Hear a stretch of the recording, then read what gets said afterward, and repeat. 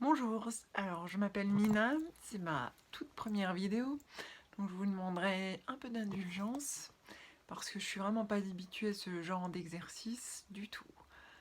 Donc on va faire une vidéo de présentation, histoire de faire connaissance. Je m'intéresse au tarot depuis très longtemps. C'est ma grand-mère qui m'a initiée, pas au tarot, mais au tirage de cartes avec un jeu classique, avec les cœurs, les piques, les carreaux et les trèfles. Elle appelait ça le tirage tzigane. Je ne sais pas si c'est le nom classique, j'avoue que j'ai pas fait plus de recherches. Et j'avais 16 ans. En fait, j'allais manger chez elle quand j'allais au lycée.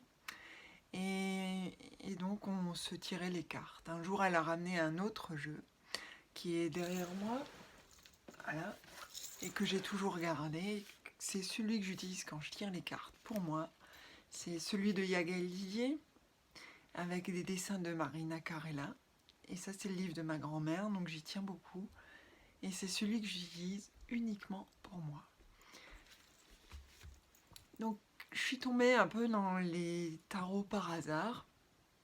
Et même si j'étais plutôt à tendance mystique de nature, et, et à l'époque, je voulais être pasteur. Eh oui. Mais comme je suis quelqu'un de timide, je me suis dit que c'était franchement pas le bon truc. Et d'avoir plein de gens qui t'écoutent parler, ça, je sais pas, je le sentais pas. Donc en fait, dans la vie, je suis artiste. Je m'appelle donc Mina Monde et pas Mina Bond ni James Bond. Je ne suis pas la fille de James Bond. C'est Mina Monde, M-O-N-D, c'est comme la lune en allemand, der Mond. Et le tarot a une grande place dans ma vie, la symbolique du tarot et la symbolique en général. Je suis une grande passionnée de l'art médiéval pour les mêmes raisons, qui utilise énormément de symboles pour raconter des histoires, puisqu'à l'époque, beaucoup de gens ne savaient pas lire, et le symbole était le vecteur de compréhension pour les gens qui allaient à l'église. Depuis, ma spiritualité a évolué, c'est quelque chose de plus païen. On en reparlera dans une autre vidéo. Et en tout cas, là, je suis plus là pour parler de la pratique du tarot. Donc ensuite, j'ai commencé à tirer les cartes à la fac. Et j'avais toujours un jeu de cartes sur moi. C'était un tarot de Marseille.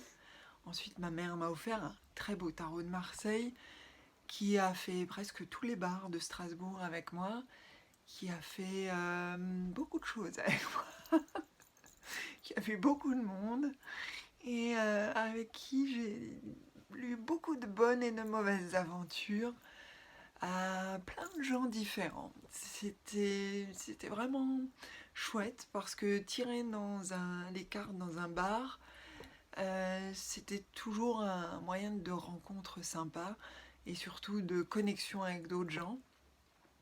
Et puis ce qui est bien, c'est que ça entraîne beaucoup parce qu'on est obligé d'être attentif à ce qu'on tire dans un lieu qui n'est pas franchement propice au tirage de cartes.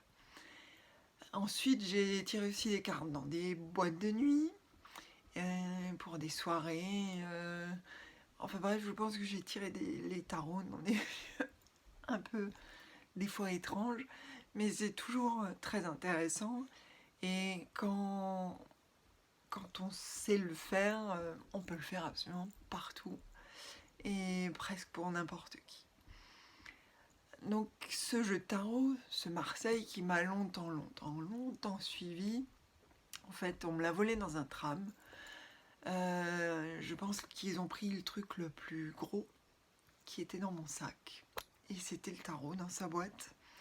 Et j'étais très triste parce que on avait vécu tellement de choses qu'il y avait une vraie connexion avec ce jeu de cartes. J'ai retrouvé le même, mais je n'ai jamais retrouvé la connexion avec le tarot de Marseille, en tout cas celui-là et même le tarot de Marseille en général. Donc j'ai longtemps cherché jusqu'à trouver le Rider-Waite. Donc aujourd'hui je tire avec le Rider-Waite Smith depuis de nombreuses années. Je tire aussi avec des jeux qui sont des jeux d'artistes, mais inspirés du Rider-Waite Smith parce que je connais maintenant très bien le jeu. Ceci dit, là, on n'oublie jamais son premier amour et donc je pense toujours à mon tarot de Marseille. Et peut-être qu'un jour je me reconnecterai avec un Marseille ou un tarot inspiré du tarot de Marseille. Le tarot, pour moi, c'est pas forcément lire l'avenir. On lit. Et d'ailleurs, je n'aime pas trop le terme de voyance. Je préfère lire la bonne fortune. En anglais, c'est fortune teller. On parle de la fortune, la bonne, la mauvaise, mais c'est pas vraiment toujours lire l'avenir comme on le voit dans les pubs ou les choses comme ça, la voyante, oh, je vois des choses terribles pour vous. D'ailleurs, on préfère lire des belles choses que des choses terribles. Le tarot, c'est une pratique qui est personnelle à chacun, à mon avis. C'est-à-dire qu'on peut lire énormément de livres, il vaut mieux en lire pour comprendre la symbolique des cartes. Il vaut mieux intégrer quand même l'histoire un peu du tarot. Mais chaque personne qui tire les cartes va le faire de façon différente parce qu'on est tous, toutes différentes et on ne réagit pas pareil à ce qu'on voit, à ce qu'on a comme feeling et surtout à la manière dont on a d'en parler. Ce qui est drôle, c'est que je fais aujourd'hui des tirages collectifs sur mon compte Instagram et ce qui est assez drôle, c'est que des fois, je vois que des énergies se recoupent entre des gens qui font d'autres tirages collectifs ailleurs et il y a des convergences. Une petite parenthèse. Donc je disais, le tarot, c'est pas forcément lire le futur, on doit aussi lire le passé. Et le tarot fait souvent ressortir des choses dures pour les gens. Donc il ne faut pas le faire à la légère, il ne faut pas le faire pour épater la galerie, c'est vraiment pas le but. Quand vous recevez quelqu'un, c'est qu'il a une demande. C'est toujours très délicat et vous ne pouvez pas raconter n'importe quoi. Alors, bien sûr, on est faillible, on peut se tromper. On peut ne pas lire, on est des humains, c'est-à-dire que ce n'est pas une science infuse et ce n'est pas une omniscience. Quand je fais une séance, je ne pose jamais de questions. En fait, c'est très rare que je travaille avec des questions, sauf quand on me les pose par internet, mais quand je reçois quelqu'un, je ne lui pose pas de questions. Je dis à la personne de s'installer et je pose 5 cartes et je lui dis ce que je vois. En général, on va parler de sa vie, ça peut être aussi du passé, bien sûr, mais c'est en fait, on pose ce qui l'a amené chez moi. Et ce qui est assez intéressant, c'est que souvent, on me dit « Ah, mais c'est vraiment pas pour ça que j'étais venue à la base, mais c'est vrai que c'est un problème pour moi. » Ce qui fait qu'on arrive souvent à des problèmes beaucoup plus intimes et personnels, qu'en disant à la personne, viens avec ta question. Et c'est beaucoup plus intéressant pour elle, pas pour moi, mais pour elle, de travailler là-dessus. Le travail, c'est pas de voir le futur, vraiment, bien sûr, c'est d'éclairer un peu la route, mais ça va être plus un travail de compréhension, de mise à distance de ce problème pour cette personne. Et du coup, on se rapproche plus d'une sorte de thérapie. On peut donner des pistes, les cartes vont donner des pistes, ça ne veut pas dire que c'est un futur écrit dans le marbre. Comme dirait Doctor Who, grand philosophe, le futur peut changer, le futur est malléable et le futur n'est jamais, à jamais pareil. Donc le tarot, c'est surtout donner des pistes, éclairer une route. Et c'est pour ça que le faire à la légère ou pour rigoler, je trouve que c'est toujours un petit peu délicat. Entre amis, on peut le faire, mais quand on le fait vraiment sérieusement, il vaut mieux connaître son affaire. Ensuite, le tarot, c'est connaître ses cartes, mais c'est aussi avoir un feeling. Alors le feeling, on m'a dit, oh, mais tout le monde peut l'avoir. C'est pas le cas. Moi, je chante très faux. Et je pense même avec tous les cours du monde, je continuerai à chanter peut-être moins faux, mais je ne serai jamais Céline Dion. Ou je ne serai jamais Pavarotti, ou je ne sais pas. Quelqu'un qui chante super bien. Il faut savoir, il faut connaître ses limites et se dire, j'ai une limite, je ne vois pas ci ou ça. C'est très important de se dire à soi-même qu'on n'est peut-être pas fait pour. Même si on trouve ça super intéressant, qu'on a potassé plein de livres, il y a quand même le feeling qui rentre en jeu et ce qu'on peut ressentir par rapport à la personne qui est en face de vous, que ce soit plusieurs personnes, une personne, il faut ressentir cette personne et c'est un vrai échange qui doit se mettre en place. Alors moi je fais de la peinture dans la vraie vie, c'est mon vrai métier, qui n'est pas un vrai métier, mais qui est pourtant mon vrai métier.